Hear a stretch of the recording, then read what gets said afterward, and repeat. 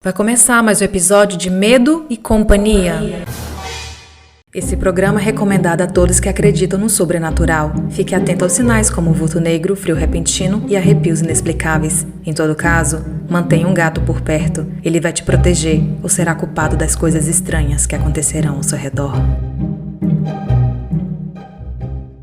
Olá, pessoal! Vamos para mais um Medo e Companhia. E o convidado de hoje é um colega, que ele também tem um podcast, o Creep Rádio, que é o Eduardo Osório, do Rio de Janeiro. E aí, Eduardo, tudo bom? Tudo bem, muito prazer estar aqui com você, muito prazer estar aqui com os ouvintes.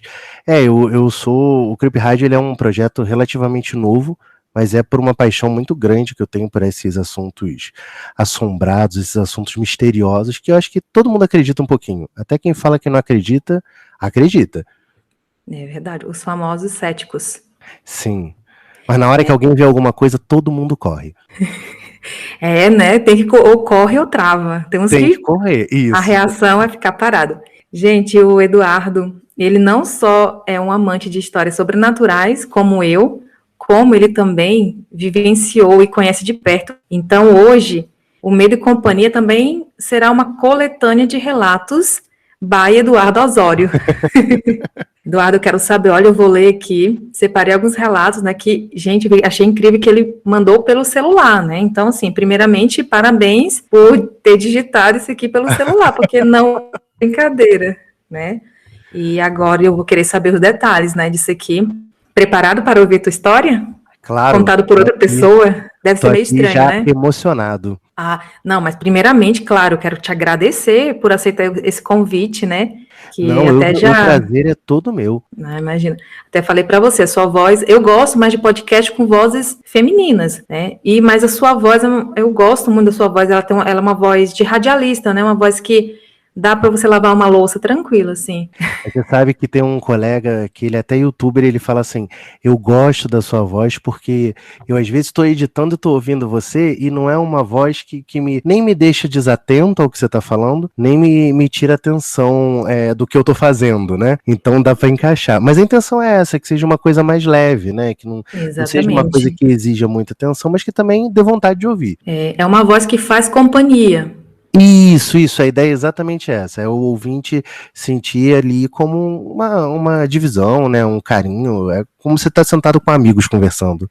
Exatamente. Então, Eduardo, eu vi aqui, eu tô com as folhas, até imprimi, as folhas, dei uma olhada, é muita história para contar, então vamos de relato. Vamos de relato, Eduardo, quero saber tudo, vou destrinchar todas as histórias, então vamos lá.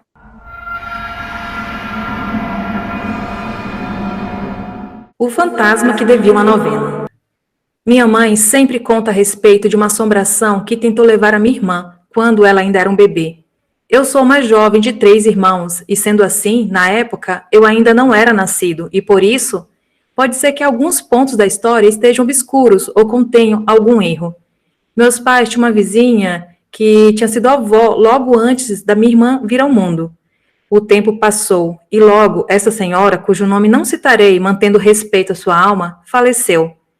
Durante uma noite, minha mãe relata ter visto um ponto de luz vermelha atravessando o corredor da casa, como que flutuasse, e entrando no quarto onde ficava o berço da minha irmã. Mamãe levantou e seguiu até o quarto, e, ao entrar, viu aquela senhora, sua falecida vizinha, de pé, com as mãos nas grades do berço. A aparição disse a ela que viera buscar a neta. Minha mãe, com mais coragem do que medo, encarou a aparição e explicou que aquela não era a criança que ela procurava. Disse a ela que, além disso, não poderia levar ninguém, porque já não pertencia à nossa realidade. A assombração respondeu como que reconhecendo a realidade, que precisava de muita luz.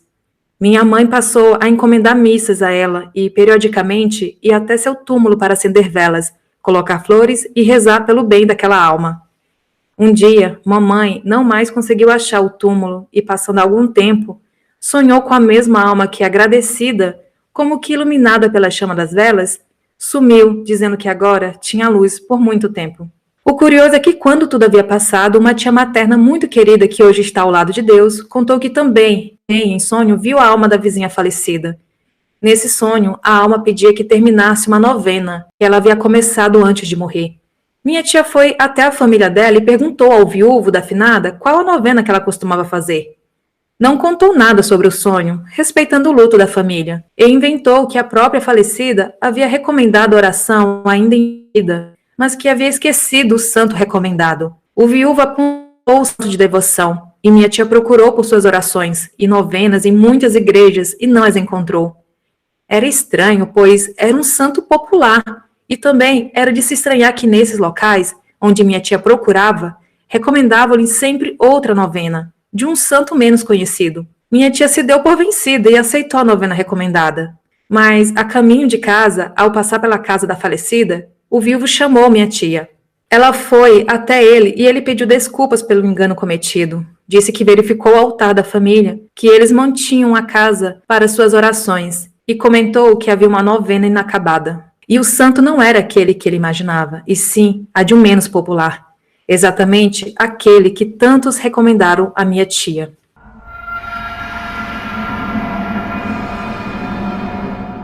Nossa, que história, hein? Isso aconteceu. Aconteceu e eu falo que é um fantasma de família, né? Porque ele Então, assombrou uma galera ao mesmo tempo.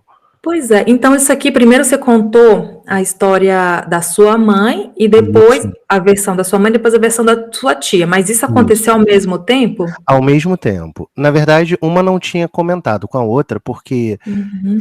eu fui criado católico, eu sou católico, mas mesmo dentro da religião católica, como toda religião, há toda uma mística, né? Há toda uma versão popular, e as pessoas tinham como crença que não deviam comentar certas coisas. E eu só fui saber muito tempo depois. Primeiro que minha mãe me contou, e eu, criança, já muito curioso com o assunto, perguntei à minha tia.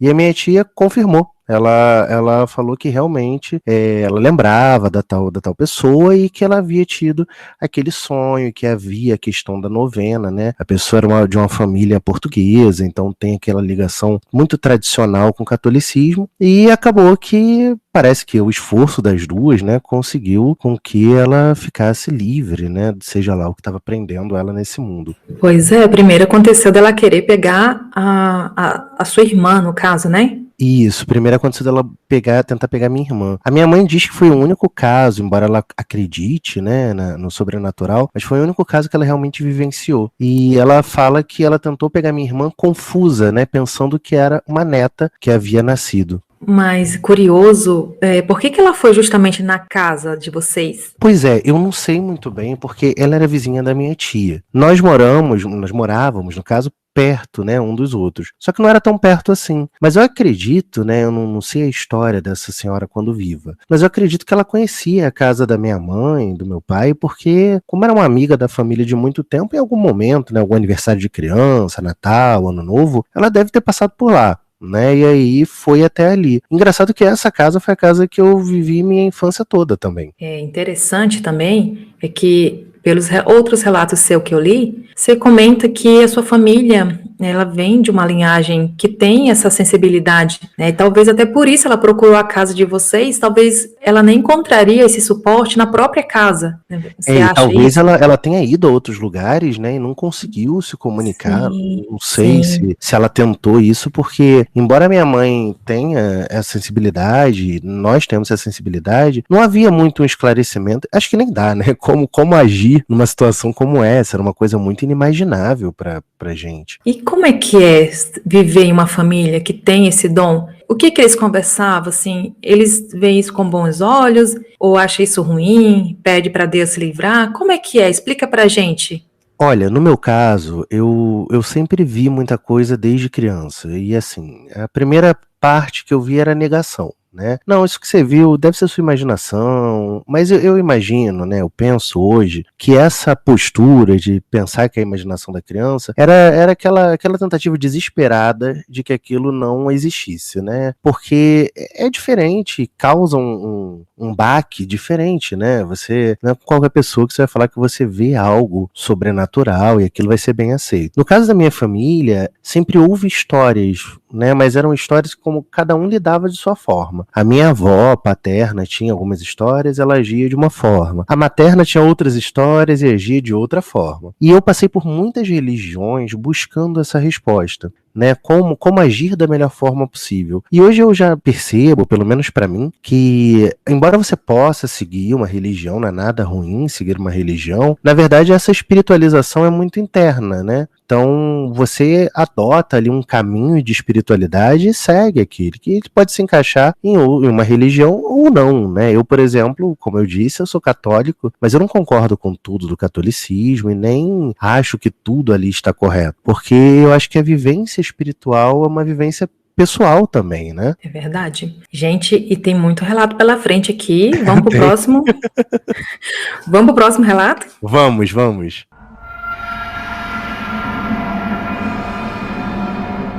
Ele viu um saci.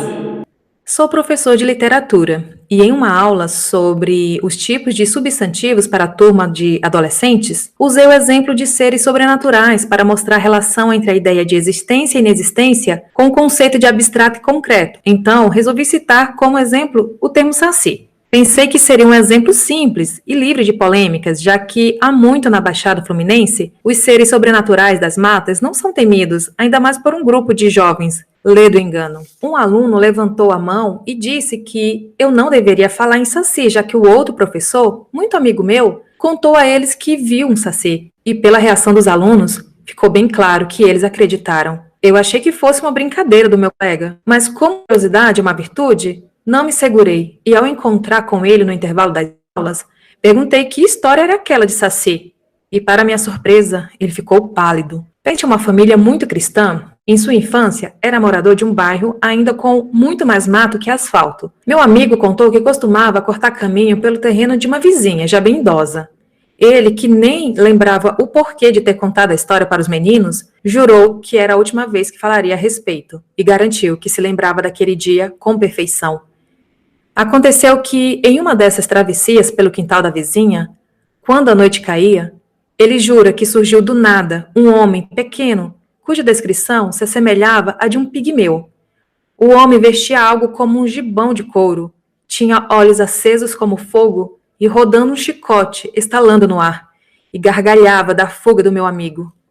Apesar de ele garantir que o homem, apesar de anatomicamente atípico, tivesse as duas pernas, ele lembra que a vizinha sempre dizia que naquele quintal havia um saci e costumava colocar em um toco de árvore um bocado de fumo para o encantado. Embora muito religioso, meu amigo diz que há mistérios no mundo que ninguém pode explicar. E eu concordo. Disse ainda que teve muito medo, mas que o saci não lhe fez mal e também que, na verdade, ele apenas se divertiu com o medo que ele sentiu. Esta é uma história que ouvi e com muito respeito conto a vocês, deixando guardado comigo os nomes das pessoas que vivenciaram pelo mesmo respeito.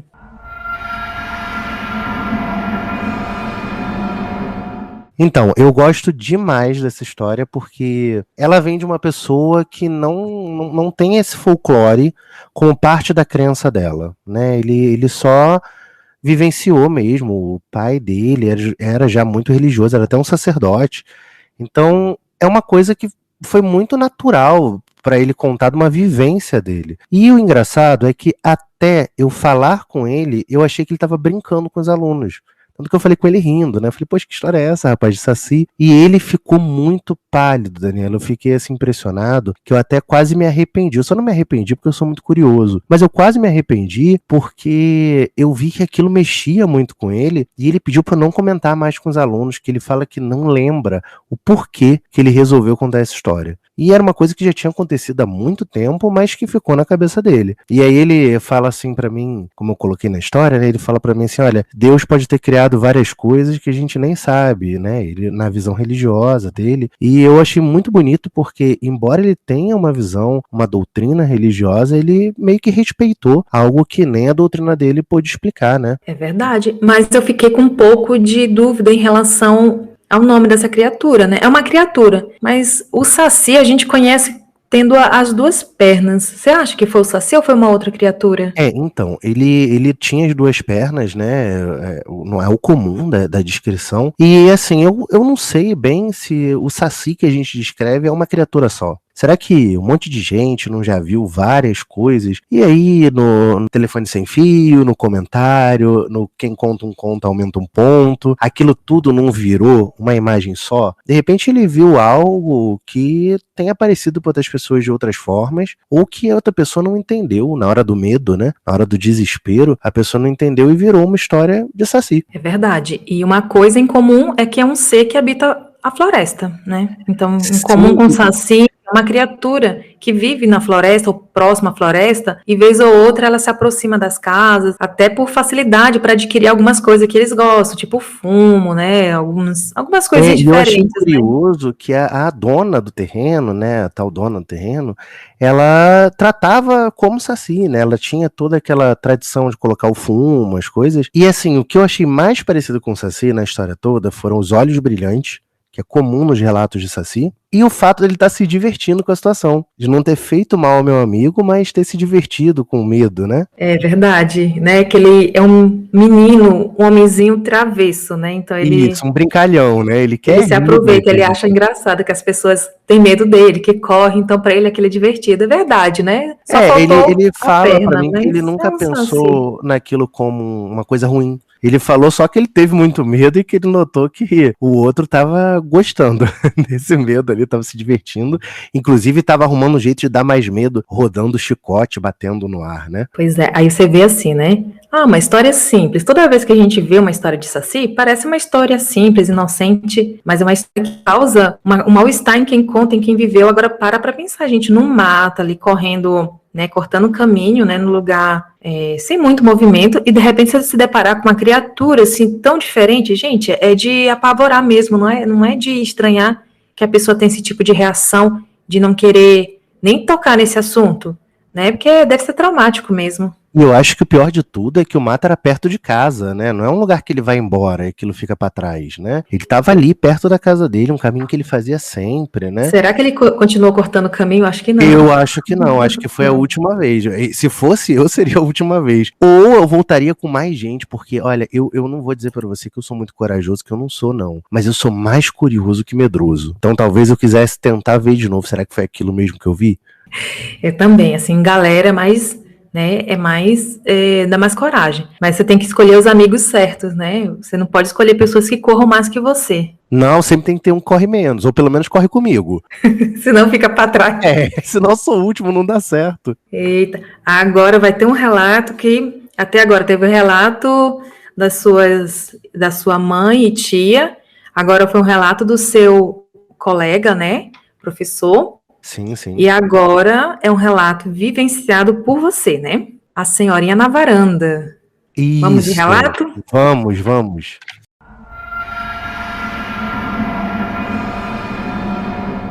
A senhorinha na varanda. O que eu irei relatar aconteceu quando eu tinha aproximadamente 20 anos.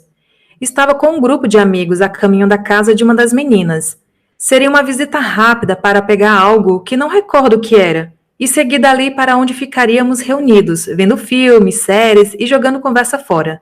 Éramos um grupo numeroso e a dona da casa avisou que a vila onde morava pertencia a uma senhora bem idosa, que costumava reclamar do barulho, mesmo os mais corriqueiros, e por isso silenciamos o quanto possível antes de abrir o portão de madeira. A vila era em um declive. À direita as casas seguiam lado a lado, com acesso a uma escada de concreto, e à esquerda estava um muro que delimitava o terreno. Nossa amiga morava no alto e seguimos mais ou menos em fileira, pela escada, após vermos a senhorinha, dona das casas, logo na entrada, que nos cumprimentou, mais simpaticamente do que eu esperava. Eu era o último da fila e, ao passar pela primeira moradia, estava uma velhinha muito parecida com a dona do lugar. Ela mantinha os olhos baixos sob a luz fraca da varanda, sentada em frente a uma mesa de madeira, dessas antigas, comuns nas varandas entre algumas plantas. Eu a cumprimentei e ela respondeu simpaticamente ao meu boa noite, levantando os olhos e fazendo um meneio com a cabeça e sorrindo. Subimos até o fim da escada, e da varanda da minha amiga, comentei com ela que era bom ver que, mesmo idosa, a senhorinha tinha uma família presente, coisas muitas vezes incomuns. Minha amiga me olhou com estranheza, e eu comentei a ela sobre a pessoa que vi e cuja similaridade com a que nos cumprimentou na varanda deixava clara que eram parentes próximas. Já pálida, minha amiga mostrou pela vista de sua varanda que a casa da senhora estava vazia. Não havia ninguém sentado lá, nem mesmo existia ali uma mesa. Salientou, entretanto, que aquela senhora tinha uma irmã gêmea, que falecera há alguns anos e que elas costumavam se sentar na varanda em uma mesa que batia com a descrição que eu dei. Minha amiga informou ainda que a mesa teria sido doada após o falecimento, provavelmente para evitar memórias dolorosas.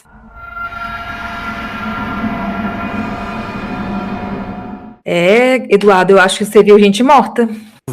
Eu vi gente morta e assim, eu lembro que eu fiquei muito impressionado porque não era nada demais em si. Talvez se eu não tivesse comentado com a minha colega, eu jamais teria sabido, né?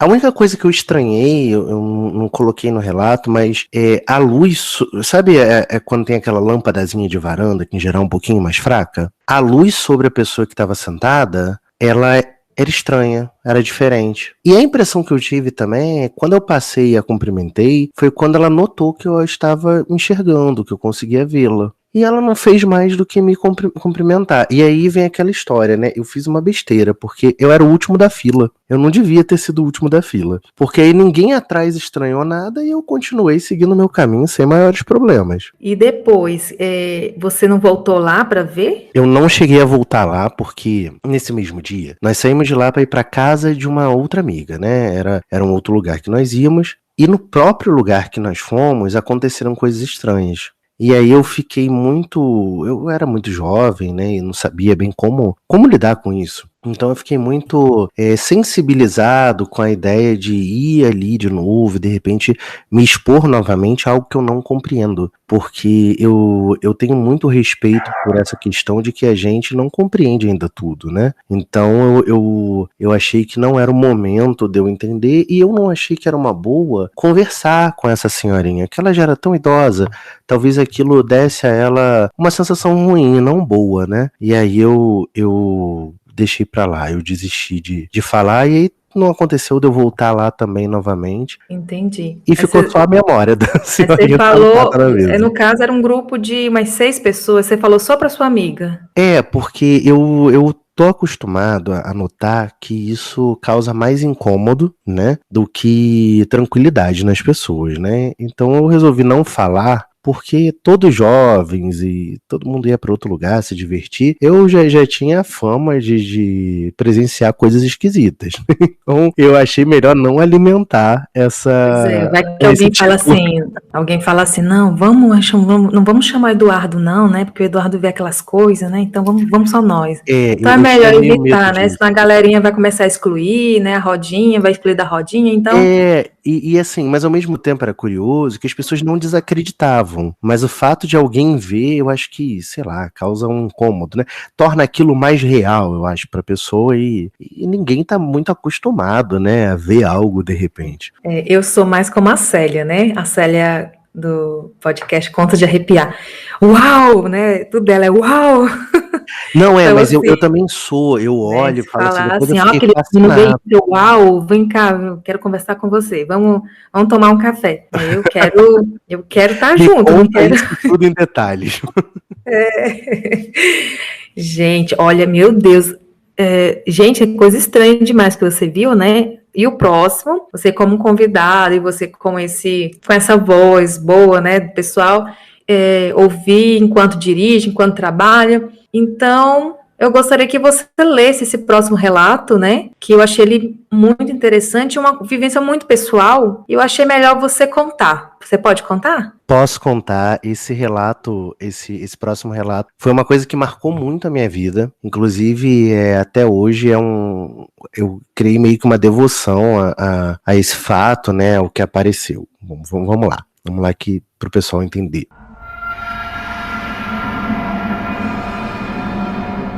Meu guardião, Miguel Arcanjo.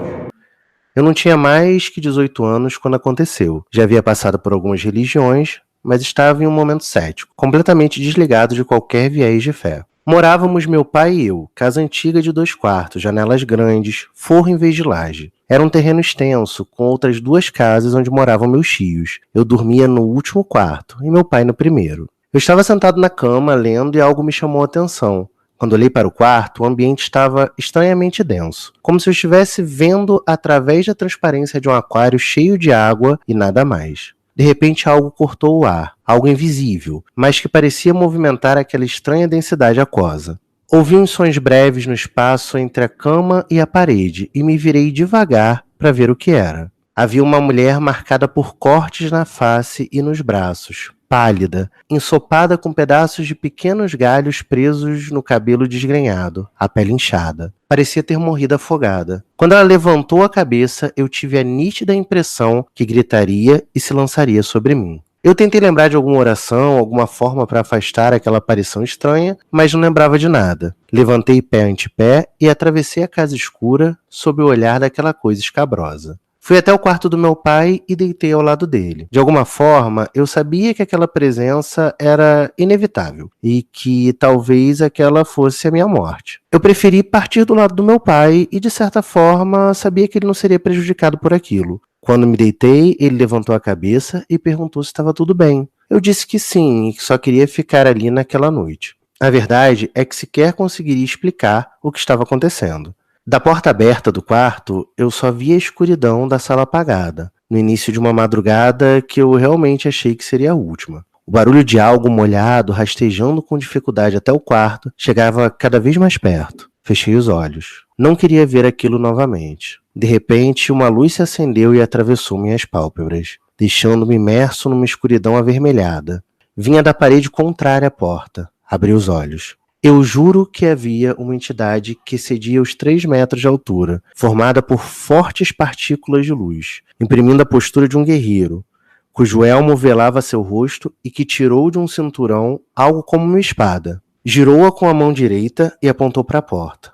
Um grande vento luminoso veio, como se o esplendor se acendesse nas costas dele, e eu adormeci imediatamente.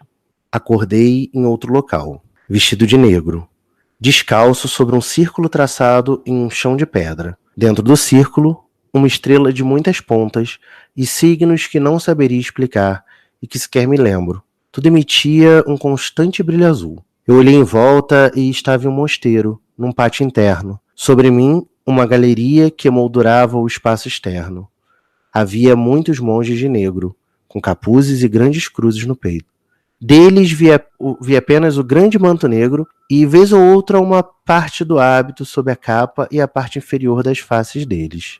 Um mais velho, com barba farta e grisalha, dirigiu-se a mim e perguntou se eu queria que aquela coisa ruim que vi fosse embora. Prontamente respondi que sim, e então ele pediu que eu repetisse uma oração, que ele recitou e da qual eu não me recordo, mas no sonho eu repeti.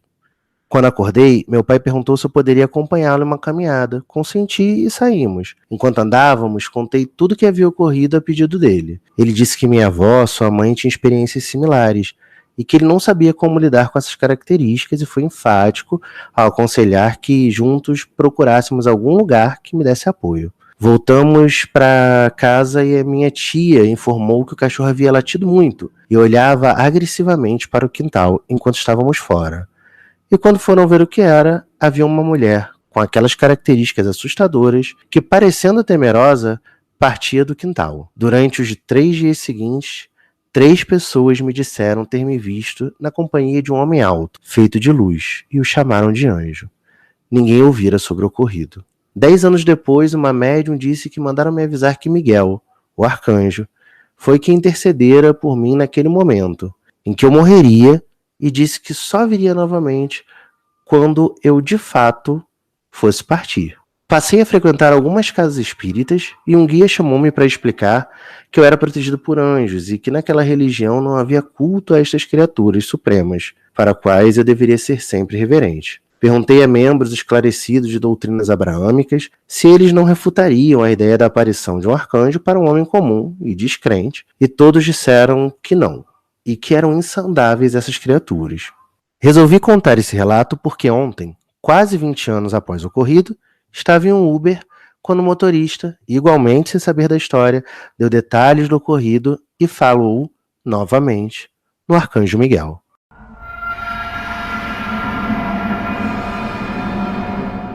Uau! Não é? Uau, esse aqui eu realmente quis que você lesse, né? Porque para você colocar emoção só de quem fato viu tudo isso, né? Olha, eu sou tão ligado à figura do arcanjo, dos anjos, né? Que a minha esposa, por exemplo, ela não tem na fé dela essa coisa da representação, né, dos anjos. Só que eu tenho uma medalhinha de Miguel Arcanjo que ela sempre aparece e desaparece dentro da minha casa sem muito saber o porquê. E quando eu conheci a minha esposa, ela reapareceu. E eu dei de presente a ela, e mesmo ela não tendo isso como uma tradição dela, ela utiliza no pescoço e ela sempre fala assim para mim que as pessoas elas são elas reconhecem Deus de uma forma, né? Uma coisa acontece, elas percebem. E ela fala que a minha percepção foi pelas mãos do arcanjo. Então eu tenho uma reverência muito grande pelas figuras angelicais, né? Embora sejam figuras interpretadas de diversas formas, em várias religiões e culturas, eu vi algo que não era humano e que de fato eu acredito que tenha sido o arcanjo, embora eu não veja que eu tenha algum merecimento de ver uma criatura tão sublime. Mas eu não consigo explicar de outra forma. Então eu só aceito e agradeço, né? Que é o que na nossa Isso. pequenez dá para fazer, né? Pois é, esse relato que você, né, que você contou aqui, a primeira parte você estava totalmente acordado, aí né? Mas teve aquele ambiente estranho, né? Você estava Isso, eu estava deitado, completamente acordado, eu estava sentado na minha cama, lendo, e assim, lendo. o ambiente ficou muito esquisito. Ficou Literalmente, pesado, né? Você falou assim que ficou é, pesado e depois parecia que você estava numa água, né? isso. Sabe quando a gente olha para um aquário e a gente vê a parede por trás dele? Por mais que a água seja Sei. transparente, a gente percebe aquela coisa densa, né? Mais densa que o ar. Era Isso. essa a impressão que eu tinha. E essa criatura, essa Então, mulher que apareceu?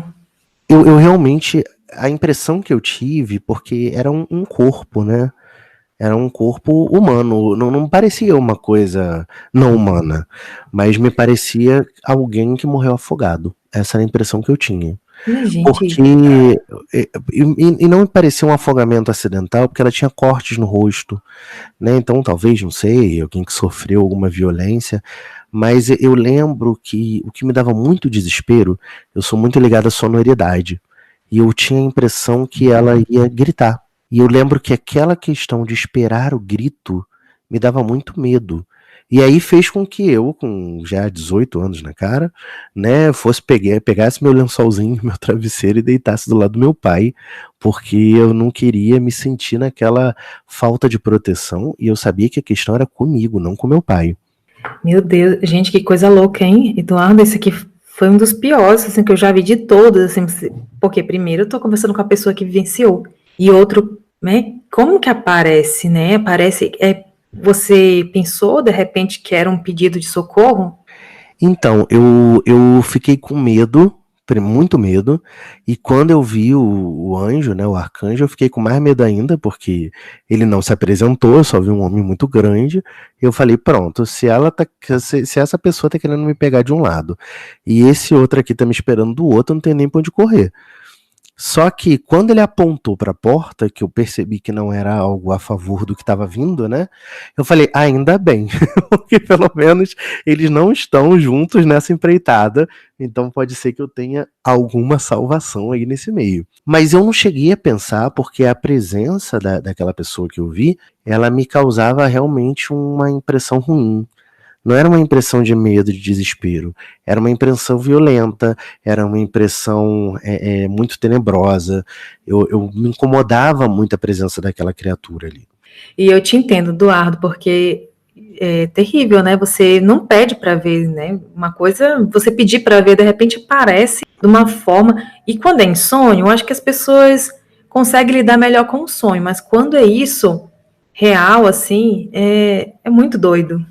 E assim, foi uma coisa que eu depois disso, o que me convenceu mais foi as outras pessoas verem. Né, outras pessoas tinham visto, quer dizer, durante 3 dias, pelo menos uma pessoa por dia chegava e falava, olha, tinha um homem, ele é assim, assim atrás de você. Teve um que falou assim, nossa, é um anjo porque ele é muito alto, ele é diferente, né, de uma Pois é. figura normal O Uber humana. também, né? O motorista do Uber olhou para Nossa, você e aquilo foi uma falou: loucura. Ele estava conversando comigo, ele falou: Poxa, aconteceu isso com você, né? Porque ele era médium, parece. E aí ele foi. E ele contou exatamente o que aconteceu e eu não tinha falado nada para ele. Então a chance dele acertar isso com esses detalhes, pra mim é nula, não tinha nem como. Ah, eu nem tava na minha cidade na hora que eu peguei Uber, então nem pra falar que alguém comentou com ele depois, porque era de outra cidade. você se considera um pouco médium? Ou médium? Eu acho que eu sou sensível, assim, depende, né? Porque a definição de médium é uma definição religiosa, né? A definição do kardecismo. E aí o médium ele tem todo um preparo dentro daquela religião para que ele seja considerado um médium. Eu acredito que É eu tenho. verdade, não se nasce médium, ele se É torna depois com os isso. estudos. Mas eu acredito que a gente pode nascer mais sensível, mais inclinado a alguma sensibilidade. E nisso eu acredito muito. Só que eu hoje, Daniela, eu penso assim, bom, eu não explico Deus, não explico a obra dele, é muito grande para mim. Então, quando algo me aparece, eu peço a proteção de quem eu acredito, né? Eu peço proteção para ter sabedoria para lidar com aquilo e procuro lidar com o máximo de bom senso e agir da melhor forma possível. O que eu tenho sim de tradição religiosa eu sempre faço orações pelas almas, eu sempre faço oração dos arcanjos, porque são coisas que na minha vivência religiosa foram muito marcantes. Mas eu acho que é um encontro de sensibilidade que vai além das religiões, né? Que é uma coisa, não sei, espiritual e humana ao mesmo tempo. Você consegue reconhecer alguma pessoa que é também sensível, que digamos, eu uso essa palavra, né, mais sensível? Você consegue identificar igual essas pessoas te identificam? Consigo, e já aconteceu de eu ver alguma coisa, e às vezes a pessoa chegar perto de mim e começar a ver também, enquanto está perto de mim. Eu não sei se isso tem alguma nomenclatura, eu nunca encontrei, embora eu já tenha lido consideravelmente a respeito, eu nunca encontrei algo que definisse isso, né? Provavelmente deve ter alguma nomenclatura, alguma abordagem que eu não esbarrei, mas eu consigo perceber, acontece às vezes, outro dia mesmo, minha esposa teve um sonho, e era um sonho que parecia algo não um sonho corriqueiro, né, mas algo com viés sobrenatural, e eu descrevi para ela o sonho e ela não tinha me contado. Então eu acredito que é uma sensibilidade. Agora, provavelmente, cada crença, cada cultura, né, cada fé, tem uma forma de trabalhá-la. Ultimamente, assim, depois de ter passado por muita coisa, muita religião, lido bastante, eu falo para as pessoas que eu sou um cristão, acredito no Cristo, e eu acredito sobretudo nessa pequenez que nós temos, né? Que talvez tenha toda uma realidade muito maior do que a nossa e que nós só vemos ali um pedacinho e por isso a gente não consegue compreender tão bem. É verdade, também. É muita coisa, né? E cada um explica de uma forma, cada religião. Muitas, eu vou falar que tem certo, que é errado, não. Né? Cada um tem a sua forma de ver e explicar. Eu acho que o importante é dar o suporte para a pessoa que está procurando ajuda no momento, né? Dar a indicação certa, o que fazer. Para mim, vale. E vocês pensam que acabou os relatos do Eduardo Osório? Vocês estão enganados, que aqui tem relato. Ainda tem mais um. Tem muita Fora de coisa. muita coisa. E eu tenho uma ligeira impressão que os que você mandou ainda não são todos. Não são. Inclusive, eu já vivenciei, eu me mudei pra cá agora, né? Como eu disse, a gente estava comentando antes de gravar, eu tive uma mudança, tô morando no interior do Rio, e as primeiras impressões que eu tive na casa nova já contam um relato. Ah, não, gente, o que é? Já dá uma prévia aí pra gente ficar curioso. Aí depois você conta Na no seu canal aí pra verdade, gente, o pessoal ir lá olhar. eu me incomodei com uma presença que eu senti em casa e descobri que minha esposa também estava se incomodando. E aí da forma que eu achei mais correta, né? Eu fiz de tudo para essa presença se desprender do lugar. E a impressão que eu tenho é que se desprendeu, porque ninguém mais está incomodado. Eu espero que, seja lá o que for, tenha ido a um bom lugar, a um lugar melhor. A Né? casa já é antiga? Ou A casa, ela não é tão antiga, mas ela é uma casa alugada, então outras pessoas passaram, né? E como cada um tem sua vivência espiritual ou de espiritualização, eu não sei quem era que estava aqui, como foi a vivência da pessoa, se ela passou por alguma coisa, né? vai saber, né? E vamos de relato, né? Vamos.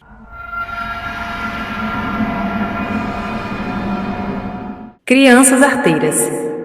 Toda história que chega a nós de bom grado, principalmente através das palavras de pessoas queridas, acaba se tornando, para o bem ou para o mal, um pouco nossa. Conto para vocês essa história com o mesmo carinho e talvez até o mesmo espanto de quem me contou. Respeitosamente, como sempre, não identificarei a pessoa que me presenteou com esta história e nem mesmo aquelas que são personagens do que ocorreu. A mulher que viveu este fato é uma daquelas pessoas muito bondosas, nascida no interior, numa família de muitos irmãos.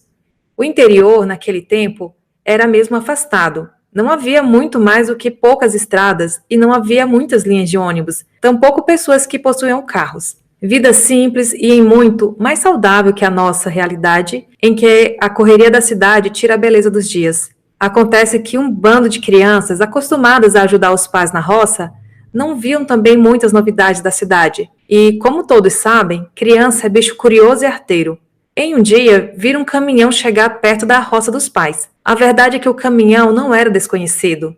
Um amigo dos pais era o motorista e quando passava por aquelas bandas, sempre ia ter um dedinho de conversa com seus amigos. O caminhoneiro sempre trazia notícias da cidade e naquele dia, para divertir as crianças, retirou a grande lona do caminhão e deixou que as crianças brincassem com ela antes de entrar na casa. A mulher e os irmãos correram para dentro da lona como se fosse uma cabana. Na roça, sentada em um banquinho, a avó da criança observava a brincadeira de longe, zelosa. Era uma daquelas senhoras que, em nome de Cristo, rezavam crianças, adultos e velhos, para tirar o mal olhado, quebranto, vento virado, entre outros males sobrenaturais que refletiam no corpo e no dia a dia das pessoas.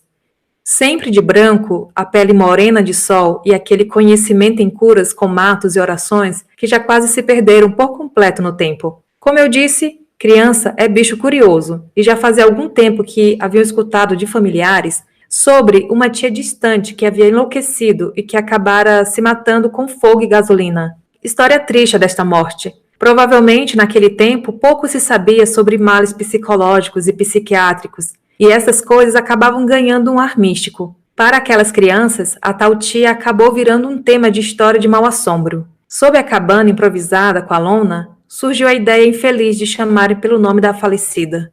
Juntavam-se sob a lona, ameaçavam uns aos outros dizendo que a alma da falecida estava em volta da lona, até que um mais corajoso colocasse a cabeça para fora e tentasse ver o fantasma. A avó pediu que parassem, mas criança fazendo arte já sabe, é difícil impedir. A avó insistia para que parassem. Nada. Continuavam a chamar pela alma. De repente, os irmãos começaram a ouvir um som estranho, como se porcos rodeassem o lugar grunhindo muito, e um vento estranho começou a soprar forte. A avó, atenta e já versada nas coisas que a gente não explica, levantou de onde estava e, atravessando a roça, foi catando folhas e rezando, fazendo o sinal da cruz com os matos e falando alto com a falecida, que ela não iria levar os netos dela. O vento aumentava e a avó, enfrentando a alma penada, não cessava as rezas e repreensões, enquanto recolhia os netos e seguia com eles para casa. Um pouco distante de onde aconteceu o vendaval, que só acalmou depois de muita oração. Quando chegaram em casa, a bronca foi para as crianças que acabaram por aprender que não se brinca com o que não se entende.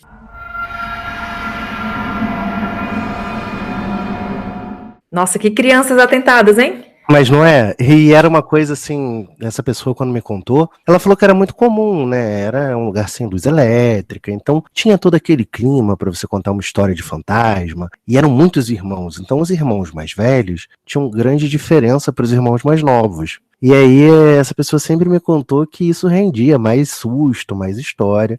Quando juntaram-se todos, ou ali pelo menos uma boa quantidade dos irmãos, não sei se estavam todos, mas chamar pela assombração pareceu de alguma forma uma boa ideia para eles. E ela fala muito para mim a respeito dessa avó, porque há um momento da história que ela diz que quando a avó percebe a presença de algo ruim, que a avó ela não se sente temerosa, pelo contrário. Ela, inclusive, nas palavras da pessoa que me contou, ela, quando o vento se formava, ela fazia o sinal da cruz, naquele momento o vento findava e depois se refazia. Então, quer dizer, é quase que uma batalha espiritual, né? Pela história que a pessoa me contou, era bem similar a isso. Eu gostei bastante desse relato, a forma que você usou as palavras.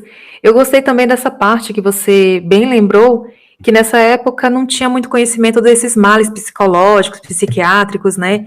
Que as pessoas se matavam, então ganhava esse ar de mau assombro. Eu gostei demais que você usou realmente. Antigamente não É, tinha, né, questão de depressão, talvez era depressão a pessoa chegar a fazer esse sim, ponto. talvez essa pessoa que apareceu não tenha sido nem essa que faleceu, né? Não, imagino, né? Às vezes igual a pessoa fala que tem aquelas almas, espíritos ometeiro, né? Então as crianças estavam ali mexendo com o que não devia, e criança já tem um corpo Isso. aberto, e já tinha a senhorinha lá perto também que tinha um corpo aberto. Então estava tudo propício para isso se aproveitar da situação e brincar, né? Assustar E a sabe o que eu fico criançada. pensando, Daniela? Eu fico pensando o seguinte: tem aquela história, né? Hoje você tem muito, aliás, não hoje, há muito tempo, aquela história de brincadeira do copo, brincadeira do compasso, brincadeira de alguma coisa. E eu falo para as pessoas que o grande problema não é você não acreditar ou acreditar que existe alguma coisa. O problema é que mesmo para quem acredita que existe, como é o meu caso, a gente não sabe quem está respondendo. Você só sabe quem está perguntando, que é você. Então talvez, né, tenha sido isso mesmo, alguma coisa ali não tão bem intencionada, né, já que eles tiveram a impressão de uma coisa ruim, uma coisa não tão bem intencionada se apresentou ali, né, se mostrou ali como uma pessoa da família, né, e aproveitou-se daquele momento, daquela arte de criança, né, daquela curiosidade com a assombração, com o além, para agir de uma forma agressiva, né, porque eu não acredito que tenha sido uma coisa só uma zombaria de um espírito, de algo do gênero, porque a avó se colocou ali, a avó conhecia dessas coisas, né? Fosse só para dar um susto, acho que a avó ia até deixar para eles pararem de vez, né? É verdade, ela sentiu que era uma coisa ruim, né, de energia ruim. E ela falou Isso. assim: vai embora, você pensa que vai levar meus netos? Então ela já entendeu que ela já estava, aquilo já estava mal intencionado. E eu acredito que, principalmente esse pessoal que rezava antigamente, eles tinham uma sensibilidade muito grande, e a gente vê muitos relatos de pessoas que contam que estava passando por vários problemas, várias coisas, e na hora que chega ali na casa da pessoa, a pessoa já estava esperando, vem, entra, ou então já passa a pessoa na frente dos outros, vem que você precisa mais que os outros, entra agora. Isso, e é Né? um pessoal que tem um Eles tão- conhecimento que não está escrito em lugar nenhum, né? Vão aprendendo uns com os outros e aquilo vai sendo passado pelo bem, né? E não era uma coisa cobrada também, era meio que um ato de carinho, de caridade, né? Isso. Gente, o áudio está rendendo, esse programa está rendendo, que o Eduardo é uma pessoa de muitas histórias, né? Um E assombrado. um assombrado, um típico assombrado, né? Isso. Eu sou uma típica curiosa, né? Você é o assombrado raiz, vamos dizer assim, né? Aquela pessoa que gosta e que vive, né? É, Você é diferente, porque geralmente os que vivem não gostam muito de falar do assunto. Você não, você já gosta de explorar Não, isso. eu adoro explorar isso, eu vou te falar por quê, Daniela. Eu sempre falei para as pessoas que eu tenho muita dificuldade em acreditar em coisas não racionais. Então, talvez, se eu não tivesse vivenciado essas coisas, toda uma riqueza, né, porque para mim é uma riqueza, né, o sobrenatural, eu talvez não acreditasse nada disso, não tivesse aprendido um pouquinho a respeito, não tivesse esse interesse, né. Então, eu acho que se isso me foi dado de alguma forma, se é algo inerente à minha personalidade ou a qualquer outra coisa, eu acho que eu tenho que lidar com isso, né? E não transformar num tabu. Até porque se eu transformar num tabu, quem fica mais com medo sou eu, né? Porque pode ser que ninguém veja nada, tô eu lá vendo sozinho. É verdade, tem que saber lidar, né, com a situação. Isso. E para finalizar, vou também dar as honras a você, né, para finalizar com o último relato. Você Sim, pode um ler? relato da minha avó, claro, vou ler sim. Relato afetivo. Vamos Isso, lá. muito. Então vamos lá.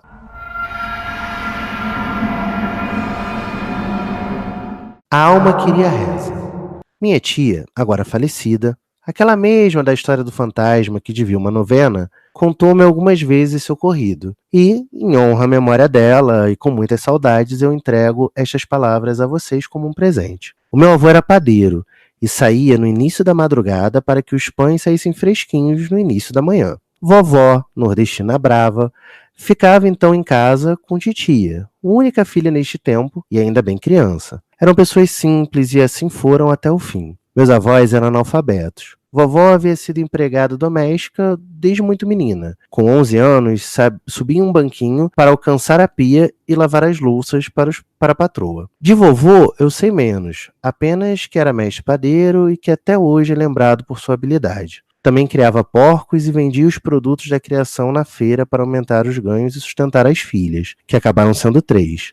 Todas formadas como professoras. Mas no tempo dessa história, era apenas uma filha, e eles ainda não haviam vindo para o Rio de Janeiro. Moravam no interior da Paraíba, em uma espécie de cortiça sobradado, num quarto alugado, sem luz elétrica. Titia dizia que toda noite sentia a rede sendo balançada, como se alguém estivesse embalando seu sono no meio da escuridão. E cheia de medo, gritava pela manhinha, como chamava carinhosamente minha avó. Vovó atendia prontamente e não duvidava que um mau assombro estivesse atormentando a filha. Conhecendo minha avó, eu sei que não precisaria do meu avô em casa, nem mesmo para enfrentar o próprio cão. Ainda mais que fosse para proteger as filhas ou os netos. Um dia, como tantos outros, minha avó ouviu a filha chamando por ela, com medo do mau assombro. E como era noite quente, vovó ofereceu a titia um copo d'água. E a menina aceitou. Minha avó pegou a lamparina, atravessou a escuridão até o cômodo onde estava a moringa, que mantinha fresquinha a água para beber, mas quando chegou perto da moringa, sentiu algo como se respirando bem próximo à sua nuca. Não teve dúvidas. Pegou para perto de si uma lâmina, atravessou entre os dentes como gume para a frente e se dirigiu à escuridão em voz alta. Se você quer reza, eu encomendo uma missa pela sua paz. Mas se veio perturbar minha filha, vá para o quinto dos infernos.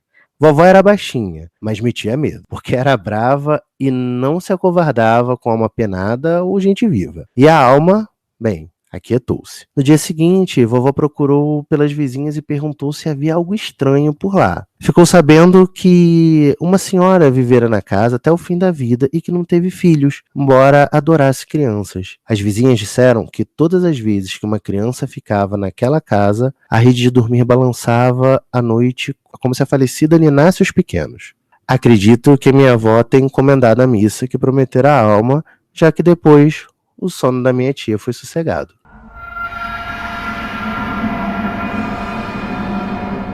Uau!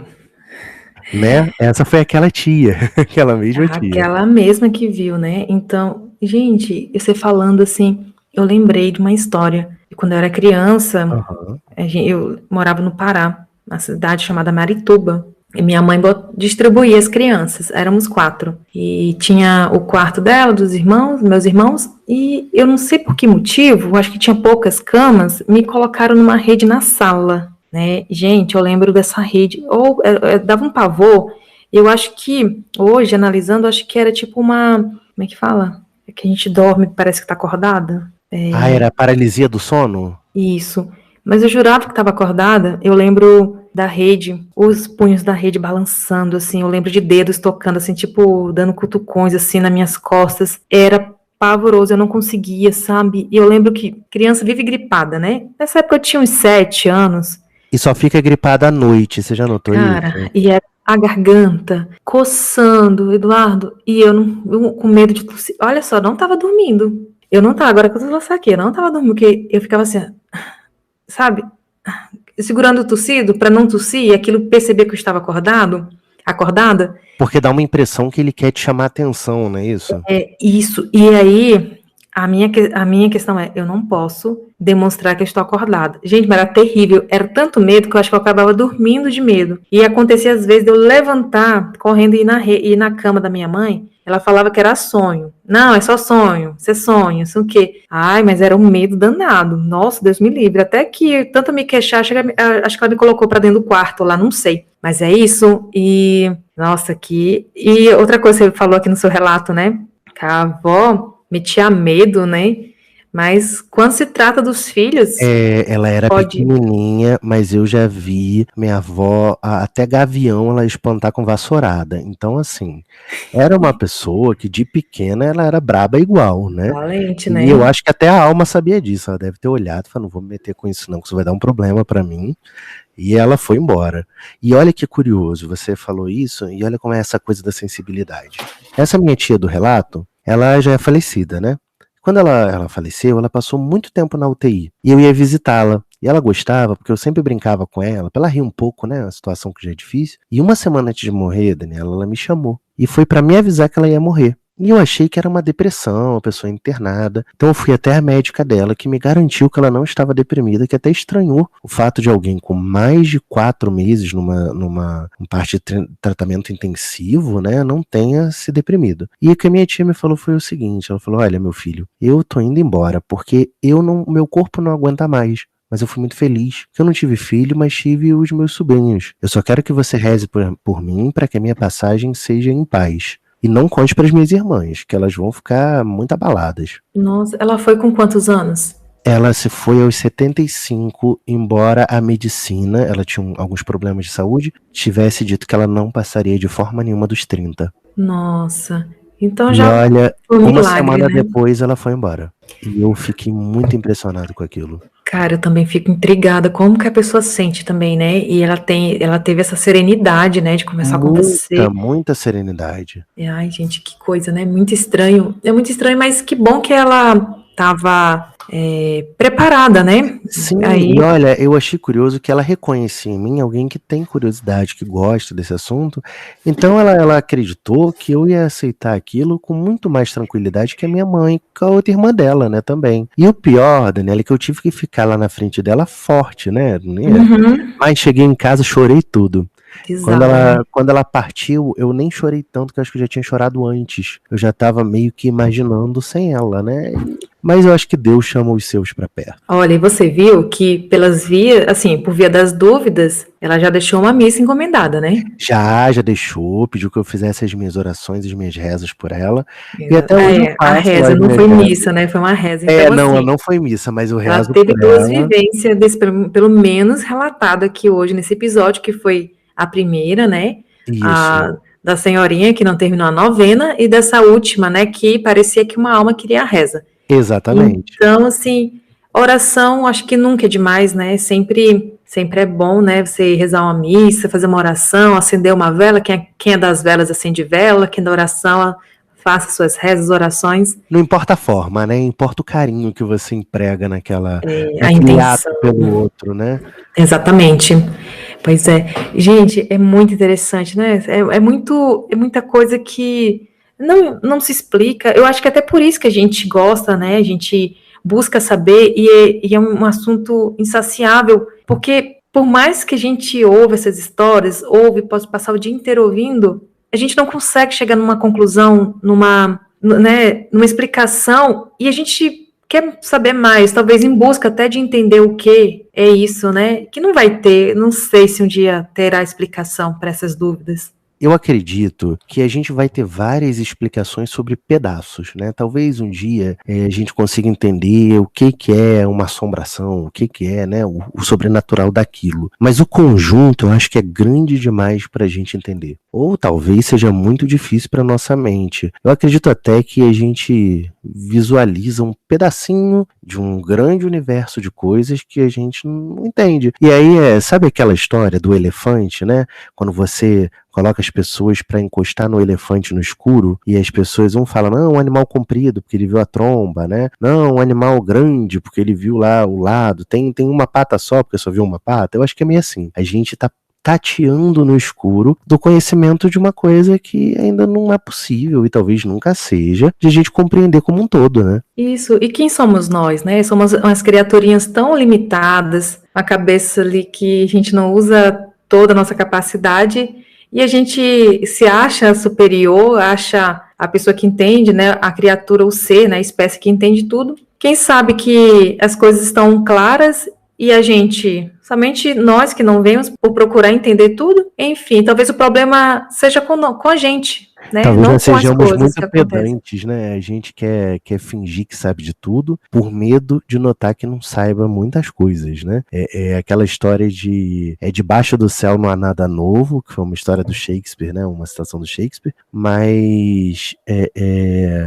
não... perdão, não é nem do Shakespeare, o Shakespeare é o contrário. Ele fala que há muito mais entre o céu e a terra que supõe a vossa vã filosofia. E Isso. eu acho que é isso mesmo, né? Eu acho que, assim, pode não haver nada novo, como diz o Eclesiastes bíblico, mas isso não quer dizer que a gente sabe do antigo que já existe, né? A gente é muito pequeno, a gente é muito... eu acho que nos falta humildade para sermos aprendizes eternos, né? Então a gente resolve ser mestre antes de saber, o que tem muito a aprender, né? As explicações, talvez, essas nunca teremos, mas que as coisas estranhas existem, essas existem. Existem, e eu bato na mesma tecla. Todo mundo acredita, porque até quem decide não acreditar fica um pouquinho incomodado quando surge aquilo que ninguém explica. E às vezes opta por uma explicação até rasa, né? Pra fingir que entendeu. É Pra se verdade. convencer, pra não ficar aquela assombração, né, da dúvida na cabeça. Então, eu prefiro a dúvida. Eu acho que a dúvida é um terreno muito bonito, porque a gente exercita a nossa humildade, né, e não duvida de si, porque muita coisa acontece mesmo, e a gente não consegue explicar, e é isso, né, é a nossa pequenez. A gente é muito pequenininho ainda para querer ser tão grande assim. E eu falei com Eduardo Osório, do podcast Creepy Rádio, e para vocês seguirem. E, Eduardo, muito obrigada mais uma vez por aceitar o convite. Foi uma honra tê-lo hoje aqui, lendo, compartilhando suas histórias, muitas delas afetivas, né, de pessoas, entes queridos que já partiram e que serão lembrados aqui, né, com respeito, todo mundo ouvindo com respeito. Muito obrigada. Eu que agradeço muito. A gente estava comentando antes, eu falo aqui porque eu acho importante, quando eu comecei o Creepy Rádio, não faz muito tempo, mas eu não sabia nem editar o áudio, né? Agora ainda não sei muito não, mas estou aprendendo. E uma das pessoas que me deu mais suporte foi você, que chegou, me ouviu, me deu dica, me falou como editar melhor. E é muito legal a gente ver essa postura, não só da pessoa mesmo, né? Da Daniela Pessoa, mas notar também que essa área que a gente tem, né? Hoje, que a gente tem o podcast, é uma área mais democrática de informação. Então, se um de nós que produz algo ajuda o outro, estende a mão pro outro, principalmente quando são assuntos correlatos, é sempre muito prazeroso. A gente faz amigos, a gente ganha referências e tenha certeza que, assim, o teu podcast é uma referência pra mim. Você lembra que quando a gente falou em gravar, eu já tinha maratonado tudo e continuo em dia, eu já maratonei todos. Então, assim, indico sempre, porque já indiquei no Instagram, meu Instagram tá paradinho, mas daqui a pouco ele volta. Mas, assim, acredite que, pelo menos pra mim, e eu tenho certeza que não só pra mim, o teu cast, ele é uma referência, sim, é uma referência de qualidade, é uma referência de frequência, é uma referência de uma abordagem muito respeitosa com a impressão que as pessoas têm sobre algo que ninguém explica, né? Nem a gente que acredita, nem quem não acredita. Nossa, muito obrigada. Nossa, essas palavras aqui, eu fiquei sem palavra. Olha, que é difícil uma pessoa me deixar sem palavra, que eu tenho muito. A gente de podcast, a gente não fica sem falar. Eu acho que é por isso que a gente, né, decidiu gravar, porque a gente muito pode falar. Eduardo, muito obrigada. E precisando, qualquer dica, eu não sou expert, tá, de edição, mas você sabe, pode contar comigo. Mas eu vou te perturbar, tenha certeza. Não, pode mandar mensagem. Convide o pessoal para conhecer seu podcast. Gente, olha, peço que vocês me deem a honra de serem meus ouvintes, tá? A gente tem poucos capítulos ainda. O Creepy Rádio Podcast, ele tem um formato que remete às rádios mesmo. Então ele é dividido em programas. Hoje tem um programa que sai semanalmente. Ele vai voltar agora no dia 19, que é o Arquivos do Medo. E ele sempre conta com um ponto, um caso, né? Algo que seja, assim, misterioso, algo que seja arrepiante pra gente considerar ali uma reflexão a respeito, mas que outros programas virão também, e eu espero ter vocês ao meu lado, porque a gente que grava, assim, a gente que tem essa vontade de gravar os podcasts, é para vocês, é para saber que alguém tá ouvindo, tá curtindo, e a nossa produção tá sendo ali contemplada por quem é mais importante pra gente, que são os ouvintes. É isso aí. Gente, então vamos encerrar aqui o Medo e Companhia, e hoje em ótima companhia, como sempre, né, meus convidados sempre bem escolhidos. Eduardo, obrigada, até a próxima, tá? E pode me convidar para o seu um dia que eu participo. Claro, já tá na agenda, você pode ter certeza. Então tá bom, gente, até a próxima, tchau! Tchau, tchau. O Assustadoramente é narrado e editado por Daniela Abreu. Quer colaborar com o podcast? Envie o seu relato para o e-mail assustadoramente@outlook.com. Siga o Instagram, assustadoramente_podcast. Ajude seguindo, compartilhando as postagens e colaborando no Apoia-se. O link está na descrição.